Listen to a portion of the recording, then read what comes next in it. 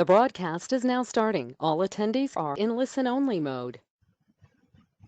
Good afternoon, everybody. This is Andrea Sparks, the director of Governor Abbott's Child Sex Trafficking Team. Welcome to our monthly webinar series.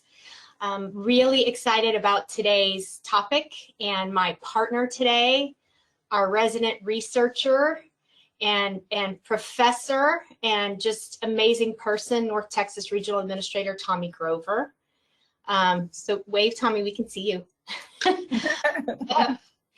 We're going to get started in a minute. Just a couple of reminders. We're so grateful that you're taking time out to be with us today to learn about, why we do the things we do. We don't just make it up, I promise you. It's actually based on some research and lessons learned, and talk to you about what's coming up in the research category for our team.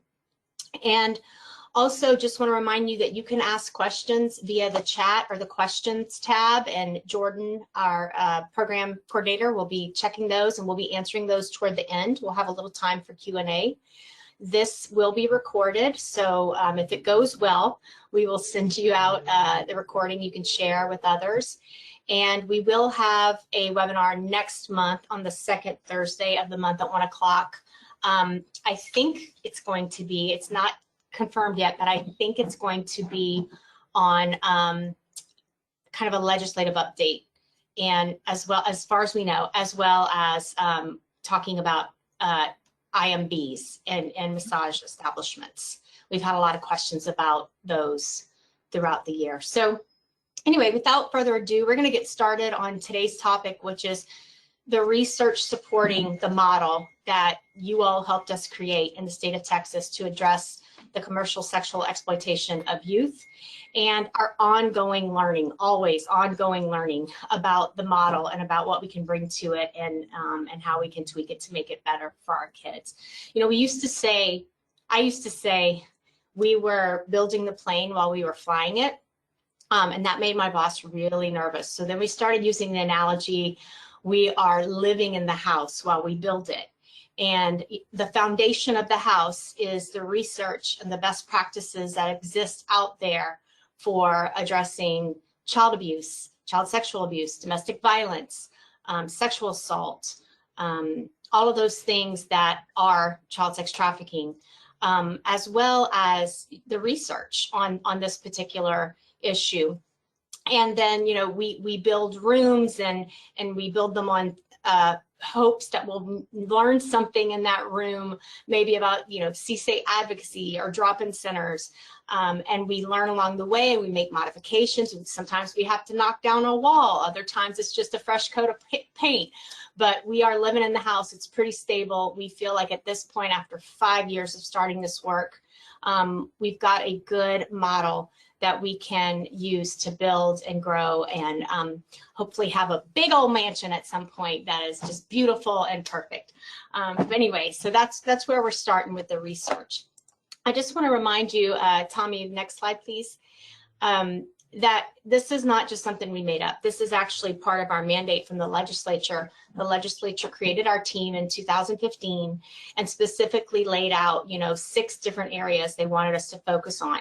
Obviously, the main focus was services to victims, but specifically added researching and sharing information. So collecting and analyzing research and sharing that with stakeholders. And we really think that's part of a very important part of our mission, is to enhance expertise around the state to make us all better at this work.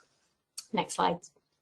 And so just a reminder, this is our 5 high-level goals, and we really see research as part of all of these goals. So it's not a standalone, it's really part of everything we do. And we're going to go through the strategies, some of the strategies in these goals. We don't have time to go through them all today, and really point out which ones are based on research, what research is out there that we're still looking at, maybe considering some improvements to help our work.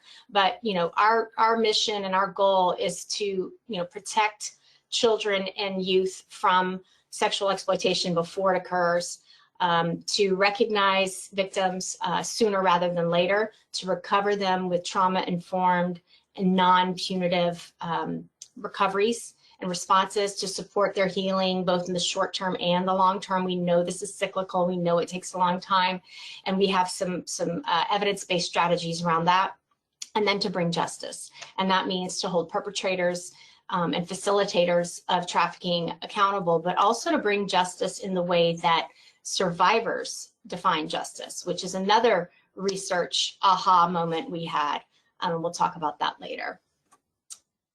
So talking about our guiding principles, just a reminder, we did these guiding principles in cahoots with our stakeholders right off the bat. We had a focus group to say, okay, how do we want to guide this work? And I was so proud of the stakeholders: law enforcement, juvenile justice, child welfare, survivors, social workers, healthcare, who said we must treat these kids as victims and survivors and not perpetrators. And do you know that since that day, really since that year,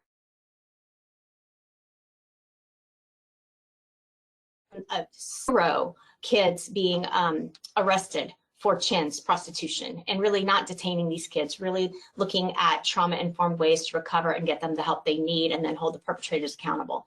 The other part of the guiding principles that is in red right here is that we do research the causes and effects of trafficking and the effective responses to exploitation, and we evaluate our work and we continuously improve our work. Sometimes this drives our grantees crazy. Sometimes it drives me crazy, but it is so essential to keep improving and looking at what we're doing with, fresh eyes.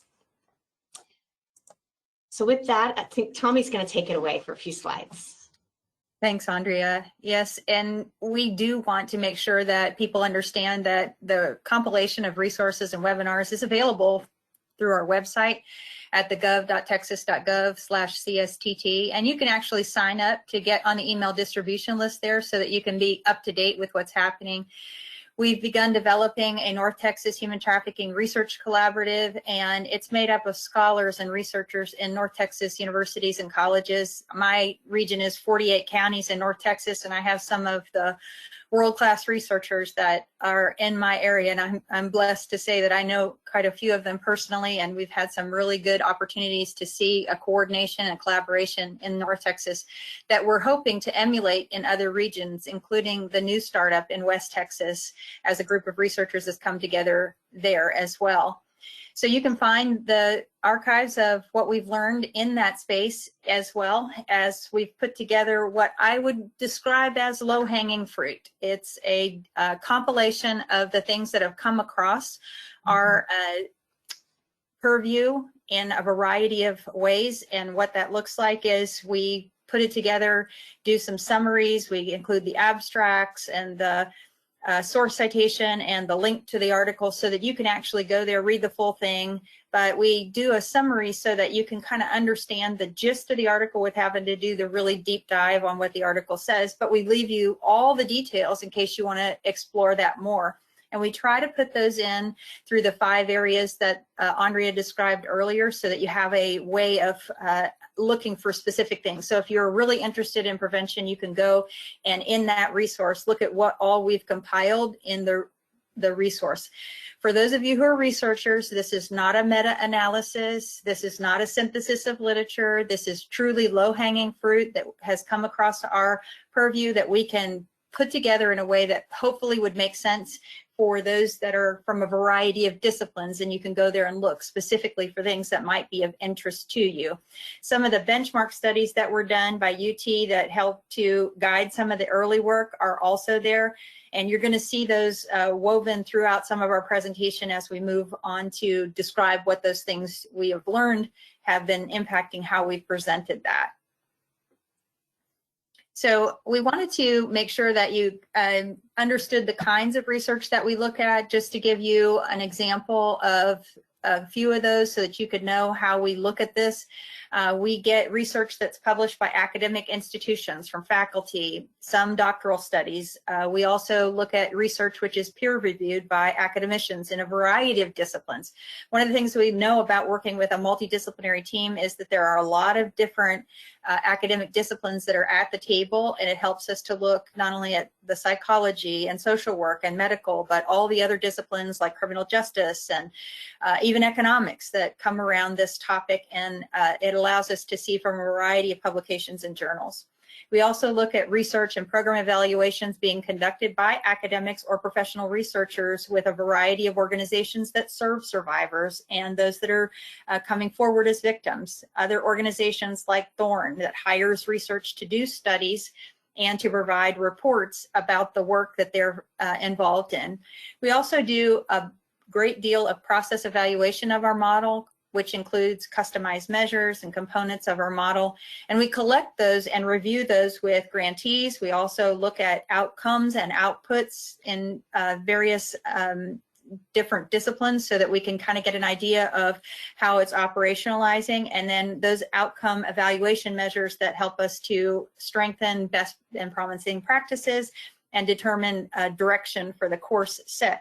One of those, as an example, would be work that we've done with the Texas Alliance of Child and Family Services. They have a research team, and so we've depended on them to help us to answer some of the questions from the constituency that has child placing agencies and those kinds of things. So that's just an example of something that we would utilize in putting all the pieces together. It's kind of like building a 3D model, but not having a box with a picture on the front. And so we're building it and looking for all of the appropriate pieces to put in place and collecting that information as we go. We're also finding that there's a number of folks out there who are doing research in a variety of ways that could be informing us, and that if we ask the right questions of them, then we're going to also be informed about things that they're finding that may help us to redirect or pivot in a certain place and get us to the best and promising practices. Yeah, and just to add on to that, those custom measures that we have created with our grantees and that we collect and review, yes, are mostly about, like, let's make sure that this program is working like it's intended to, but we are starting to move towards some outcome measures. And one of the things that we don't have a slide on, but I definitely want to talk about, is we will be making this kind of information available through our partnership with Allies Against Slavery and Lighthouse, which is a data visualization tool, a dashboard, if you will, of what human trafficking looks like in the state of Texas. So it will have information on, screenings around the state and where kids are being screened as likely victims versus possible concern versus no concern. It will have information on our grantees and what kind of services they're providing across the state. And we just found out yesterday, we're also going to have information on arrests and convictions of all kinds of trafficking related offenses from our friends at DPS. So look for that. I'm sure we'll have a webinar on that when we're ready to do that. But it's super exciting, because then you all can see the kinds of information we're collecting and learn along with us, which is what we love to do. So next slide, Tommy. Okay, so going into our strategies, some of you have seen this before, but we're not going to go like deeply into the strategies. We're going to talk about how we based what we based these strategies upon, and what kind of research and like why we decided to do the things we do. And so our strategies for protecting youth are really three main strategies. It's to provide prevention education for all youth educators and caregivers. And we're working with TEA and a variety of stakeholders to do that now. To support targeted interventions to reduce the vulnerability of high-risk youth, and to disrupt the market by deterring potential buyers and decreasing demand. And so the next slide, tell me. The one that I wanted to show from one of our research papers that Tommy talked about, our research compilations on our website. This is a brand new one, I think, that just came out in our paper this time, is youth internet safety education. What we're learning is that more and more and more trafficking is related to this kind of online recruitment, grooming, and even exploitation online that then can turn into trafficking. And our definition of trafficking is so broad in the state of Texas. It includes things like exploiting a child online for illicit images and then trading those images with someone else, or those sorts of things. So we really want to look at, and this research kind of points the way for us, at all of the work we're doing with TEA and with the CACs and DFPS and school safety centers and Crime Stoppers to prevent human trafficking in the schools and to provide prevention education around child abuse and human trafficking in the schools, we have to be incorporating those messages about online safety as well. In other words, instead of doing a standalone online safety component, the research really shows that we should be leveraging those existing programs to add that piece in. And that makes a lot of sense. And it's just kind of one of those examples where it's not really rocket science. It's something we all know and it makes a lot of sense, but the research backs it up. So this is the kind of research. This is just a typical example of what you'd find if you looked at our research resources on our website. Next slide, Tommy. Our targeted interventions for vulnerable youth, another one of our main strategies, right? What we've learned from the research, again, very intuitive, is kids with supportive adult relationships are going to be more protected. And the research that UT did for us in their second major research paper that talked about the life experiences of exploited youth definitely showed us that the kids who had supportive adults were able to avoid being exploited more than the kids who didn't have supportive adults. So if they had a need and that child's need could not be met with the help of a supportive adult, they're much more likely to be vulnerable to exploitation. An exploiter would come in and meet the need. Also, there's an article on our research resources that talks about a supportive adult may be the difference in a homeless youth not being exploited versus being exploited. And surprise, surprise, the supportive adult and that stability and that support can help kids also stay away from becoming perpetrators of violence. So one of the studies on our website talks about some boys in a very urban neighborhood, or actually a few urban neighborhoods, and they researched, it was a longitudinal study, but they talked about the kids who had some kind of support and stability from a healthy adult and some social supports were much less likely to be perpetrating violence, especially sexual violence. So that's good news. We know we already have some of these things in place in the state of Texas. You know, we have great CASA volunteers and we have great boys and girls clubs and big brothers, big sisters and mentoring groups and communities and schools. And so that's the kind of thing that is actually not just doing, you know, a good thing for these kids, but it's actually protecting our youth from being trafficked as well. Next slide, please. Okay, Tommy. So part of what we do is raising public awareness. And if you look real closely behind Andrea and I, we both have a campaign sign behind us that we keep in our background for demonstrating how public awareness can happen in a variety of ways. And looking at how we raise public awareness through community-based efforts and specifically targeted training for those who would do outreach to recognize victims includes our See It training, implementing proactive screening through those youth-serving organizations like Big Brothers, Big Sisters, and others who serve this population, and then supported data collection for research to better recognize and understand sexual exploitation of youth. So the See It tool is an evidence-based information integration tool, and we're going to talk a little bit more about that. But in the public awareness sphere, we want to work with those that are doing some of this great work, including the Secretary of State's Texas Businesses Against Trafficking. Our own Department of Transportation also has an awareness campaign.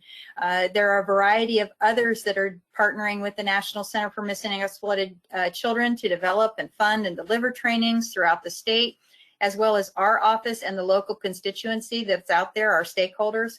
We're also working with HHSC to develop online resource center for healthcare providers, and we've worked with the First Lady's campaign on awareness for beer distributors and the general public, and all of DFPS efforts, as well as helping to begin the human trafficking and exploitation team on DFPS.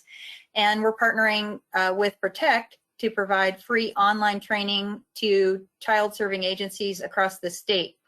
And Protect is available completely online at this point. We also have a great partner in DPS in their Interdiction for Protection of Children training.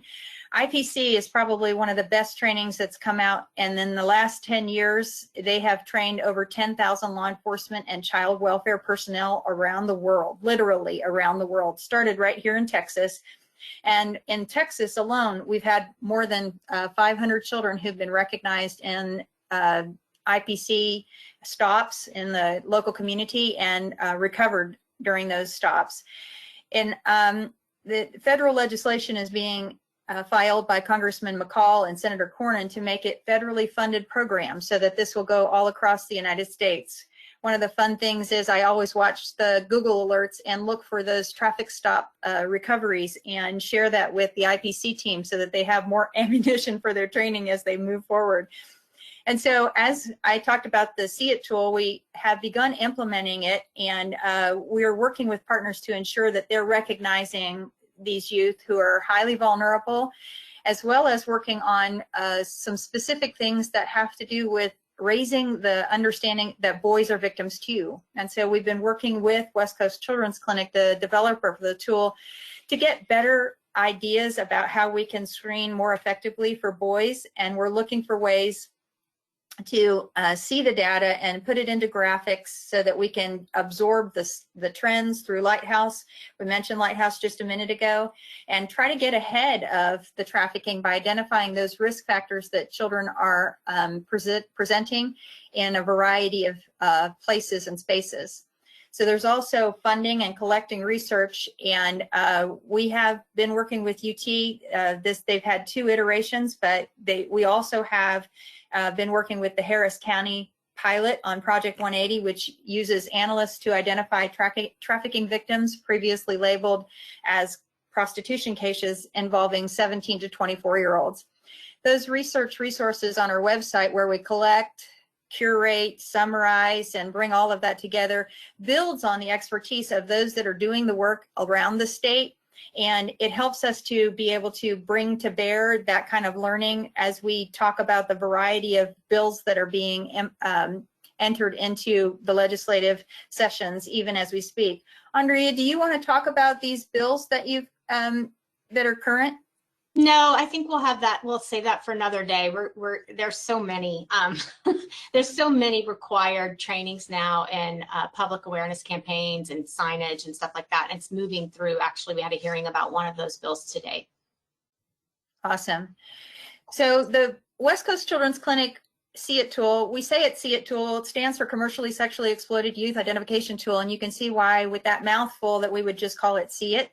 And it really does mean that we can see things that we haven't seen before. Their study of 10 nonprofit organizations serving commercially sexually exploited youth in California when the tool was developed helped them to see what they hadn't seen before. And there were 3 notable findings that came to the surface: that 75% of the youth had been exploited for 2 or more years before anyone had noticed, and that 75% didn't see themselves as being exploited, and that there were 50% of them who were 14 or younger when the exploitation started.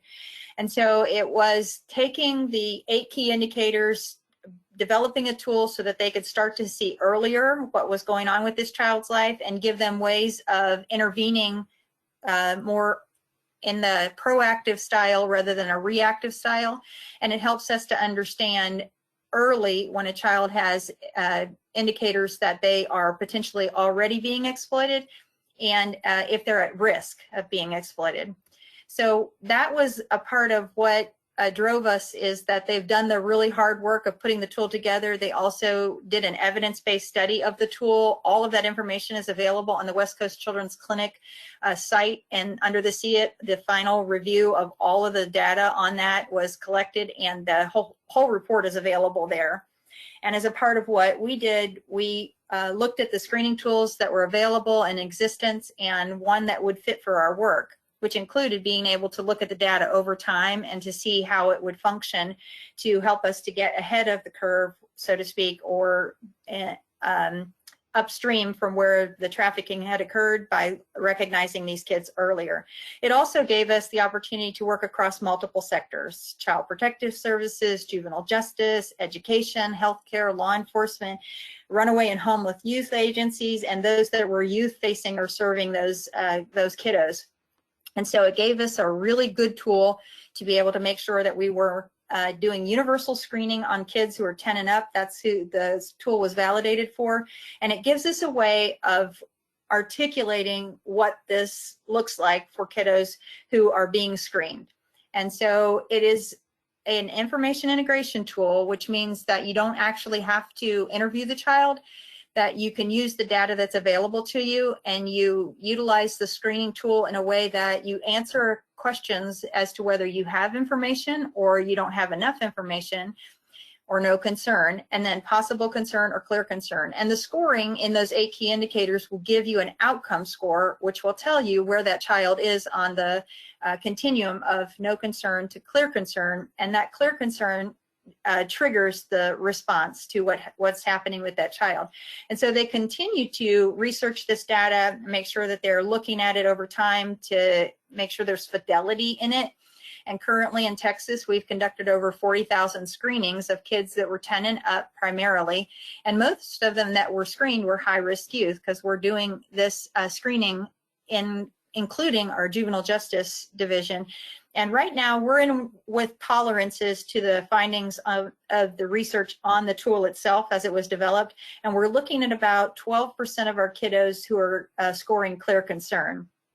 So we want to make sure you understand DFPS is screening, but only in the 5 big counties, Travis, Bexar, Harris, Dallas, and Tarrant counties.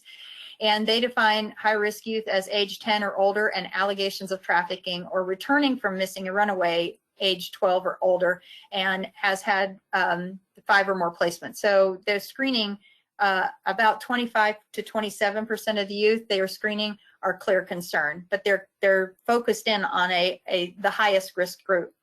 And of the 19,471 youth screened earlier, we are recognizing that what we're getting is well within the expectations of how the tool is being used in our state. So we know that the tool can be a way that we can start to see things we hadn't seen before. It's training is available for the See It tool, and we're continuing to add to the overall understandings of what we're learning about this population. In the Lighthouse, we're able to do a variety of things on the dashboard to look at things like age, race, ethnicity, and all kinds of ways of sparsing the data so that we can see who these kiddos primarily are in our state. Yeah, and just to add on to that, we recently were able to meet with Lighthouse, and they were able to show us some of the data analytics they have just on the first 40,000 kids, and it's truly stunning to see what they were able to pull, some trends. The differences between boys and their indicators of exploitation and girls are just really, really different. And we are going to be funding some research into the tool, specifically around the issue of, does the tool appropriately screen boys? Do we need to make any changes to the tool? Do we need to make any changes to the training on the tool? Is there something about the way we're training that's not getting at indicators that would be more likely in boys? So that research is starting this summer, and we're super excited to see if we can improve the tool and screen in more boys. We know that NCMEC numbers have gone from 1% of trafficked youth being boys to now 7%. So it's growing, and we know it's a growing concern. And I'll just make a plug here for a documentary called The Boys Documentary that is going to be shown at the Texas Network of Youth Services Conference in June. It's mind-blowing. It's really an eye-opener about how boys are exploited and why they don't often disclose victimization or even start to deal with it until their 30s and their 40s because of the societal pressures around that issue. So just a plug for that.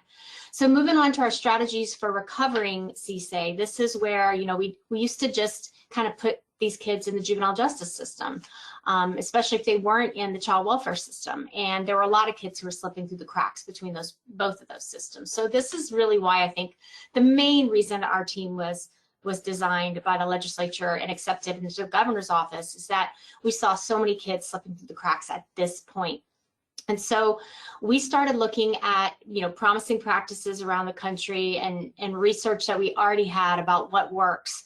And these are our main I guess, strategies around recovering CSA right now. It's always changing, right? We're always learning more. But we know that, again, those positive adult, supportive adult relationships work.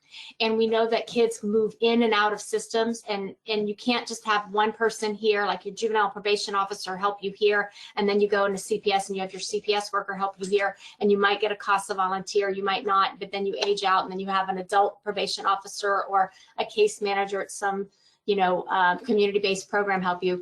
Those are all great, but we really wanted a long-term sort of case management and advocacy and relationship for those kids. So truly based on a trust-based relationship and kind of a very caring, non-judgmental person they could rely on. So we're supporting what we call commercially sexually exploited youth advocates, or CSA advocates, throughout the state of Texas.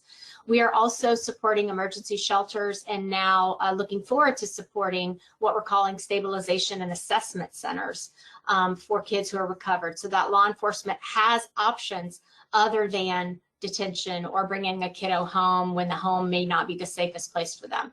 So trying to get more of those up and running for options, and then supporting drop-in centers and juvenile probation programs where they're going to come across kids who have been victimized, whether they're homeless and needing their basic needs met and coming into a drop-in center, or they're in a juvenile probation program on other charges, but they have indicators of trafficking and the CIT is done and there's a clear concern there. So we want to support those kinds of programs that interact with these very likely traumatized youth as well.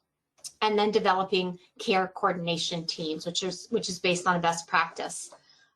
So next slide, please. Sorry, Tommy. Research, again, shows us that supportive relationships can not only help protect kids from victimization and exploitation, but can help them escape exploitation. This is from that second UT study, again, on the life experiences of exploited youth. And what they found is that when youth are contemplating leaving, or when they are, finally getting to that contemplation phase and the stages of change where they recognize that something is wrong, they are constantly balancing risk and benefit. And when you have a supportive adult in your life, it's much more likely to weigh heavily on benefit of leaving, right? The risk is less because you've got someone who could support you and protect you potentially, and the benefit is higher because you have someone who can support you in doing something else and getting out of the life and finally figuring out, who you are and what you want to do. So again, it's something we all know intuitively, and something that we've already kind of built into our systems when you talk about SANE nurses and SARTs and advocates around sexual assault and mentors in child welfare, but something we definitely wanted to build into our system in a formal way for these youth. Next slide, please. And so we did create what we call CSA Advocacy and Case Management Agencies. These are nonprofits all around the state that applied for funding with us to provide paid CSA advocates and case managers to youth who are clear concern on the CIT and who are under 22 years old. And so it can be a long-term relationship that advocate can follow them whichever system they go in, and really is just their person to stay in touch with them, to keep checking on them, to help them start to move through those stages of change, to lasting change, to help them survive relapses and lapses and learn from those, to help them keep safe as they're moving through the criminal justice system and potentially holding their exploiter responsible. And also just to be there when no one else is, right? To be their person and help them connect to other supportive relationships. So we've got about, I think, 19 advocacy agencies around the state in 138 counties. We still have more to go. We're still working to build these. But what we're finding is that this is really the glue that holds everything together. In that these youth, they rely on their advocates so heavily. And we also find that it's much harder work than we thought it was, because the kids' needs are so high. And so they are Facebook messaging you in the middle of the night. They're texting you. They want to talk. They have crisis there. But you know what? It's great because they're using the advocates to help learn how to regulate their own trauma and their own triggers of the trauma. So the advocates can help them co-regulate until they can learn how to do that on their own. Our advocates are highly trained. They have MOUs with DFPS to be able to serve their youth.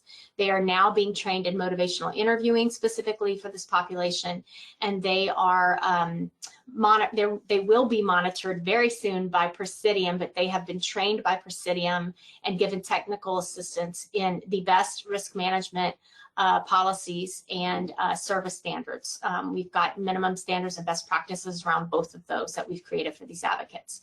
So we're very proud of them, proud of the work they do, and I think this is a learning thing for us. We've learned so much with them about this population and about trying to serve this population. And I think Tommy's going to mention this later, but we do have some research happening right now around at least of one of these organizations. Tommy, do you want to mention that real quick? Yeah, we do know that this is a one of a kind, so by the state standards advocacy level, and that it deserves a really good look at what they're doing. And the research that's underway is with one of our grantees, and as many of you who have done research in the past or even put together a synthesis of literature or any of those kinds of things know that conducting primary research takes time, effort, and there's many steps, and the results and the publications and all those things take time.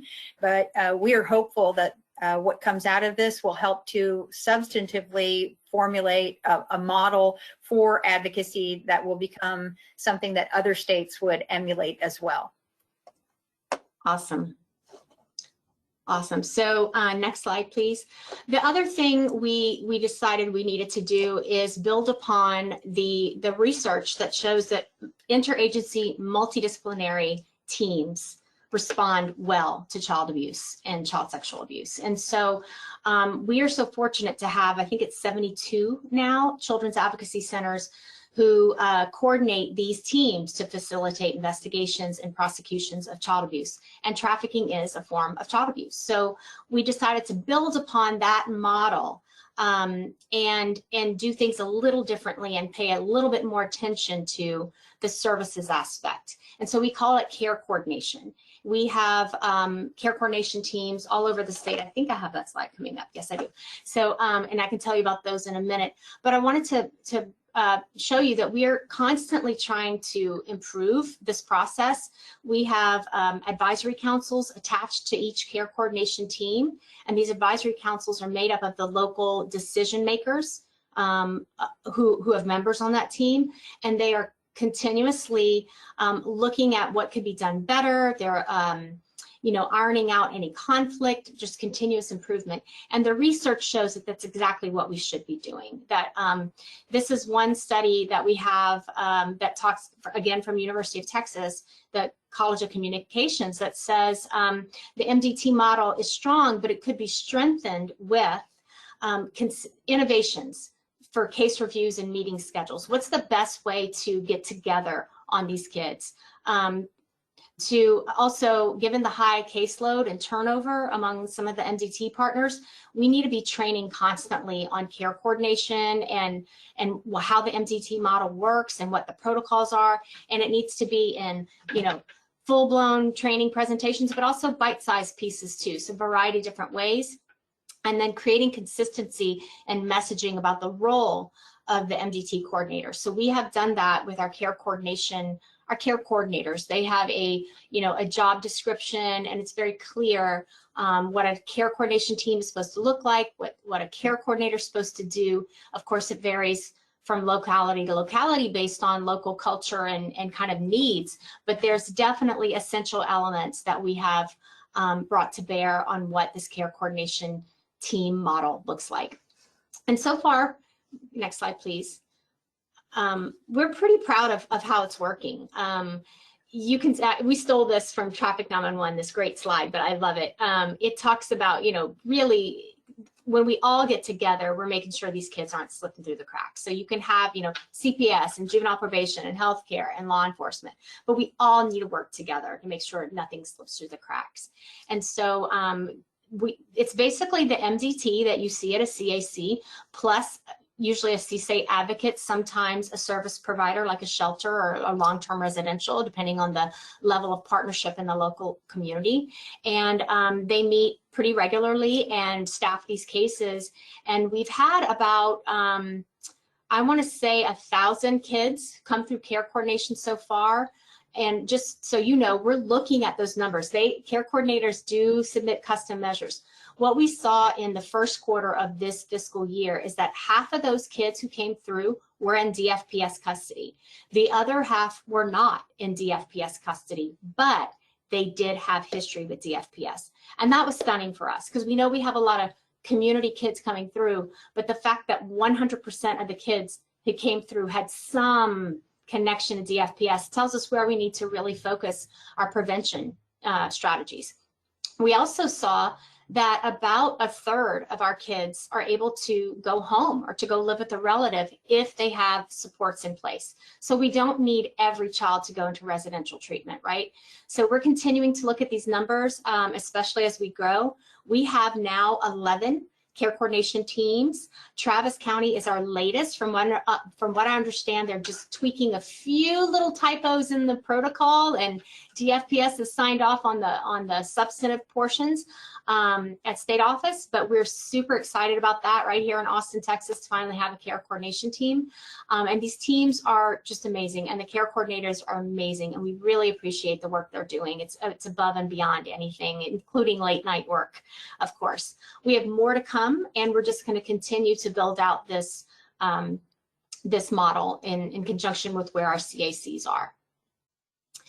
In our strategies for supporting healing, this is really about, figuring out what works with this population. Again, building upon the best practices and evidence-based practices that are already in existence for kids in foster care, for kids who've been abused, for runaway homeless youth, for kids in juvenile justice, which are our kids, right? So our strategies include equipping the stakeholders to provide those trauma-informed responses, so not just the caregivers, but we want everybody from the officer who first recovers the child to the person who's providing a job for this youth and giving them a chance to understand what trauma-informed care is and how trauma can affect their brain, and how they can help heal instead of harm them. And then we of course are developing residential and community-based services throughout the state to build out those continuum of care regionally, and engaging with our regional administrators like Tommy. We have 5 total who work in the regions to build out those continua. One of the things that I had kind of taken from my previous life in the child welfare system at Texas CASA and in representing kids in child welfare as an attorney was TBRI, and just my knowledge of trust-based relational intervention at TCU, which is a well-known and now evidence-based way of healing trauma in kids who come from hard places, as Dr. Karen Purvis would say. And now it is evidence-based prevention program with the family, I'm gonna forget what it is, but the new federal law, Families First Protection Services Act or something like that, that allows states to use Title IV-E funds on prevention programs. So we decided early on, let's try this. If this can work with kids who are adopted from other countries, if this can work with kids who are in the foster care system, let's see if it can work with these kids who sustain an incredible amount of complex trauma.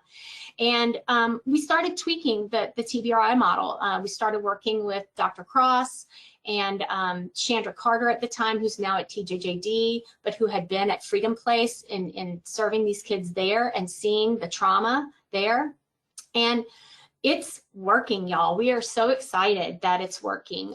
We are looking at new ways of evaluating it. We had started using the Arctic scale, which is attitudes related to trauma-informed care, but that's a pretty static measure, and we want to be able to evaluate implementation over time. So we just met with TCU about how are we going to do that, and we're hoping, as a research institution, that I'll do that. We're very confident. But as I mentioned before, next slide, please. It is now evidence-based. It's on the Title IV Prevention Services Clearinghouse, and so we're just super excited. And I will tell you, even though it's not evidence-based yet for this population, we think we're getting there, because what we're seeing is kids, even kids themselves, youth themselves, using language like, I'm dysregulated, I need a break, you know, or can I have a do-over because that didn't go like I wanted it to. So that's just incredible that we can give them we can empower them with those skills before they leave our care. We do have some training scheduled, so in case anybody's interested, we can give you the schedule for when the trainings will come out.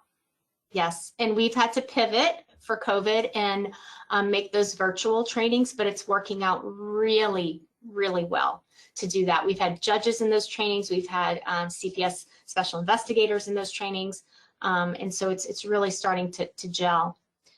Next thing is bringing justice, and this is an important one for me, not only because my husband's a prosecutor, but because we are so behind in investigating and prosecuting traffickers in our state. You know, we're seeing 1,000 victims come through care coordination, and we're just not seeing the investigations and prosecutions that need to flow from those for a variety of reasons. I mean, this kind of investigation is very, very difficult because these victims are not going to talk about their trafficking experience. Some of them don't even recognize that they're victims yet, right? They're scared of retaliation, even if they're at the point where they want to talk. And the evidence is usually just not there because traffickers really are good at distancing themselves from the crime and making their victims look like the perpetrators. But we do have some strategies around this, and I'm super excited about some of them. One is we've got to provide training and resources to make this better, but a particular kind of training and resources, and we'll talk about that in a minute. We've got to combat emerging methods, and there are constantly emerging methods. I mean, especially during COVID, we have seen such an increase in online exploitation and trafficking. So, you know, kids trading pictures and videos in exchange for money from their Instagram account, right? This is more and more and more common. So we've got to figure out a way to get at that issue. And then shifting the norms from blaming victims to empowering them and holding the perpetrators accountable. And we have done some projects, some pilot projects, especially one in Houston called Project 180, and attached some research to that and evaluation, which actually shifted the norm there. To a certain extent, not completely, we're not done yet, it's evolving, but we are making a difference there. We've learned a lot from that. And then we want to provide long-term support and empowerment for survivors, which seems like duh, but actually that is one of the definitions of true justice for survivors, as we're learning from the research. So real quick, this is like the most exciting thing for me right now. And I talk about it all the time, and my team is probably like, oh, would you just go to MIT, please? We are in partnership with Collective Liberty and MIT Lincoln Lab to really change the game on human trafficking investigations and prosecutions. And frankly, I think a whole bunch of different kinds of criminal investigations and prosecutions. So MIT did a very in-depth study, survey, interviews, on what's working in human trafficking, what's not, what needs to be there in order to make these investigations and prosecutions more prevalent and more effective. And what they came up with was this roadmap in July 2019. If you haven't seen it, I highly encourage you to look at it. It's long, but it's fascinating, and it talks about some of the solutions that we know we have needed a long time, but we just haven't had the tech tools to make them happen. It includes 29 findings and 9 high priority recommendations for solutions that we could develop now. And we are working on that with Collective Liberty and some other partners, and I'm just super excited about the continuing research and evaluation and the opportunity for Texas once again to lead the way. So anyway, super exciting on that front. And then this is Collective Liberty's Human Trafficking Fusion Center. This will be the place that really all the improvements are attached to. We're looking at taking what Collective Liberty already does, which is great, you know, analytical reports, especially for smaller jurisdictions who don't have analysts, and putting all these prototypes that MIT has already developed onto that. So this is going to be a multi-year project, and I think it's really going to change the landscape. What I wanted to talk about next is how survivors define justice. It's not just prosecuting their traffickers, right? And many times there's one study that even told this, the study cited here, that sometimes that's not even an issue for them, and sometimes it's harder for them to go through that prosecution. But what they really want and what is justice for them is the ability to heal, achieve autonomy, and empowerment. So looking at that study, we started looking at some other things, and a couple of things that have kind of come along with our learning about this study and about what survivors really want and need is 2 new procedures to provide post-conviction relief. So a lot of times survivors are made to commit crimes by their traffickers and exploiters, right? It's another way to distance themselves from the crime and to make their survivors feel trapped. And so we have now a streamlined process to achieve orders of non-disclosure on various crimes that you were made to commit during your trafficking time, and also clemency, a new clemency process that the Board of Pardon and Parole and the Governor's Office came together on for not only human trafficking survivors, but domestic violence survivors. And so we have some of this on our website, but the links here will take you to directly where you need to go. And Lone Star Justice Alliance, which is a nonprofit based here in Austin, has a survivors project that is actively training pro bono attorneys and connecting them with survivors to work on these clemency petitions. So that's exciting news. We also put together, and this has been such a blessing and just such a, I mean, it's a whole new room in the house, right? Maybe the roof. A Human Trafficking Survivor Leadership Council. And this is made up of some of the human trafficking survivor leaders that we knew across the state who've been doing this kind of work and speaking about these issues and testifying in front of the legislature. They all have careers, and they're all professionals in their own right, but they come together and help us make the system better. And it's very important that we pay them for their time, you know, their expertise. So we have a grant with Texas Association Against Sexual Assault to do just that. So I'll just say this: if you have any needs for consulting or training and you want a survivor perspective, and believe me, you do want a survivor perspective, otherwise you very much risk getting it wrong, please reach out. They can help you. Sophia Strother from Austin is kind of the coordinator of that council. She can put you in touch with the right kind of person in your region, and they've just been incredible. They recently gave us incredible feedback on our statewide strategic plan, which we are now implementing. And we're getting ready to work with them to identify survivors who could serve on those local advisory councils in connection with care coordination teams. They're doing training for a variety of different organizations and industries. So very, very exciting, and part of what survivors want. You know, they want to be empowered to tell their story and make a change. And so we're just delighted about our partnership with them.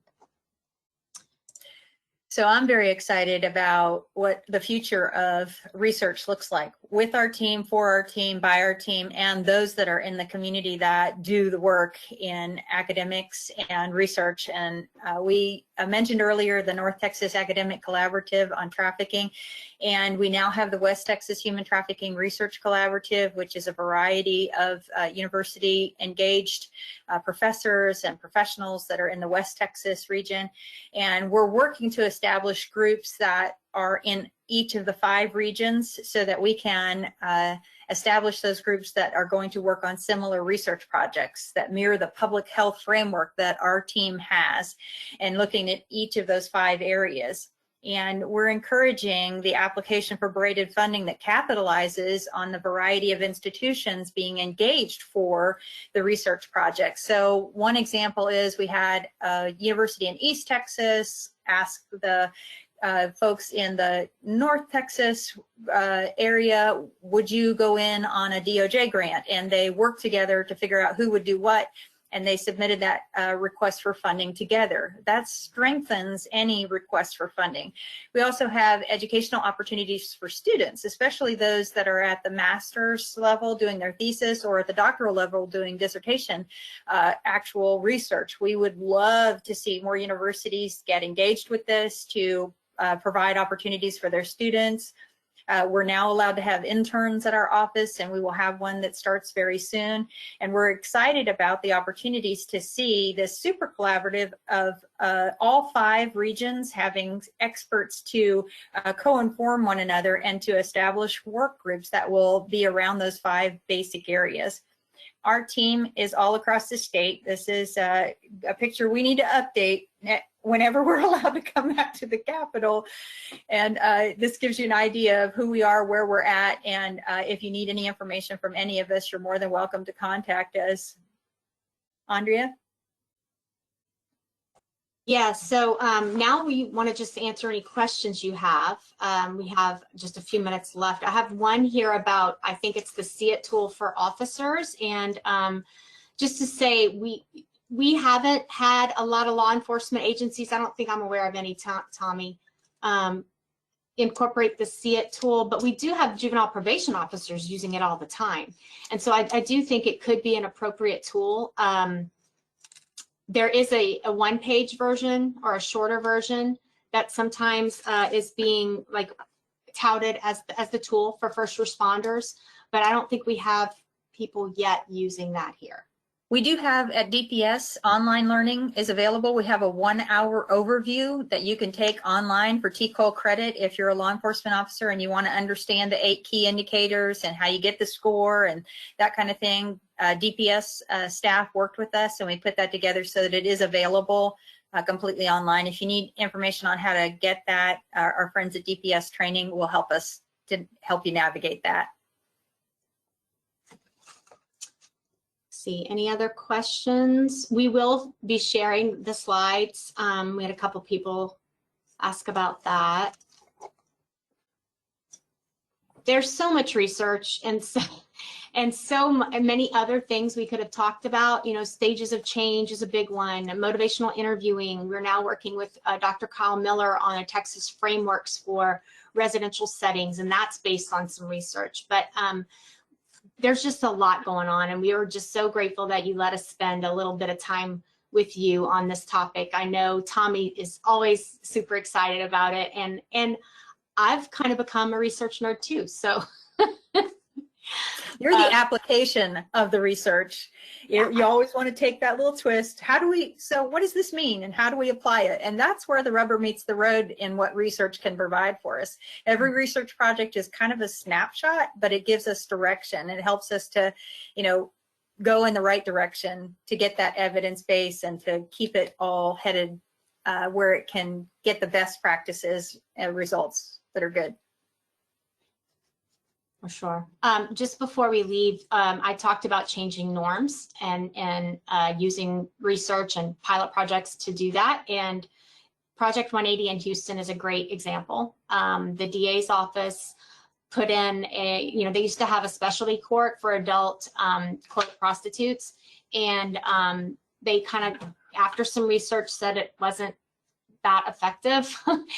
Some research that and evaluation, the new administration there took a different tack and met with us and wanted to talk about a different kind of diversion program where they would take 18 to 24-year-olds who are arrested for prostitution selling and divert them to advocates, but also ask them to talk about their cases. And even if they didn't talk about their cases, put some analysts on the team to be able to kind of look into what was really going on. And lo and behold, 70% of those 18 to 24-year-olds, they identified traffickers as well. So there was trafficking happening, and they were able to make literally hundreds of cases out of that population.